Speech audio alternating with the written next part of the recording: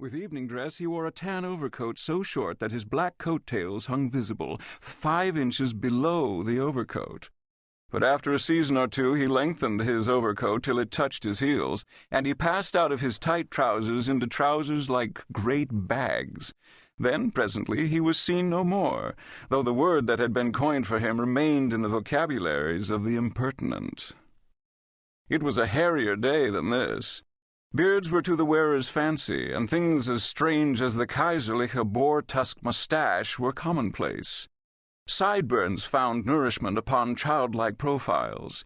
Great Dundreary whiskers blew like tippets over young shoulders. Mustaches were trained as lambrequins over forgotten mouths.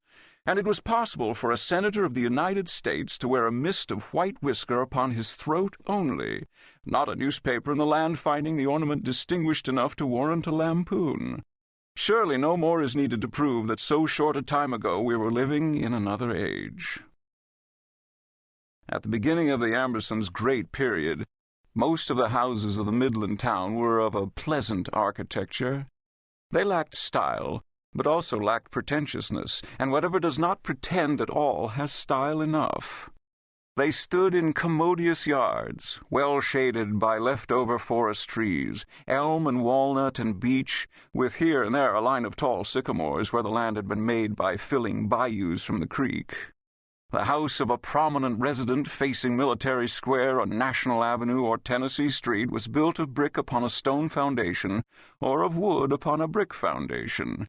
Usually it had a front porch and a back porch, often a side porch, too. There was a front hall, there was a side hall, and sometimes a back hall. From the front hall opened 3 rooms, the parlor, the sitting room, and the library.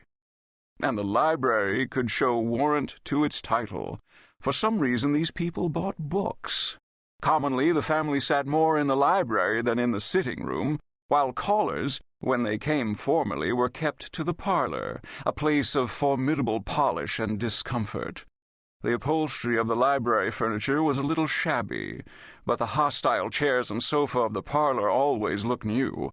For all the wear and tear they got, they should have lasted 1,000 years. Upstairs were the bedrooms. Mother and father's room, the largest, the smaller room for 1 or 2 sons, another for 1 or 2 daughters. Each of these rooms containing a double bed, a washstand, a bureau, a wardrobe, a little table, a rocking chair, and often a chair or 2 that had been slightly damaged downstairs, but not enough to justify either the expense of repair or decisive abandonment in the attic. And there was always a spare room for visitors, where the sewing machine usually was kept.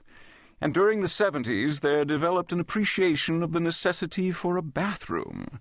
Therefore, the architects placed bathrooms in the new houses, and the older houses tore out a cupboard or 2, set up a boiler beside the kitchen stove, and sought a new godliness, each with its own bathroom.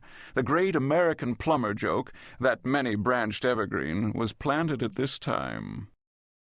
At the rear of the house, upstairs, was a bleak little chamber called the girls' room, and in the stable there was another bedroom adjoining the hayloft and called the hired man's room.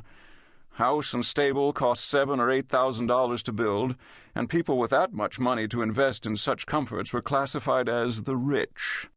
They paid the inhabitant of the girls' room $2 a week, and in the latter part of this period, $2.50, and finally $3 a week. She was Irish, ordinarily, or German, or it might be Scandinavian, but never native to the land unless she happened to be a person of color. The man or youth who lived in the stable had like wages, and sometimes he too was lately a steerage voyager, but much oftener he was colored.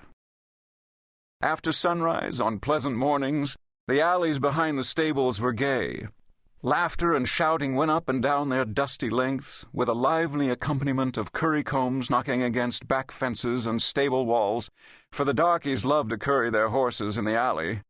Darkies always prefer to gossip in shouts instead of whispers, and they feel that profanity, unless it be vociferous, is almost worthless.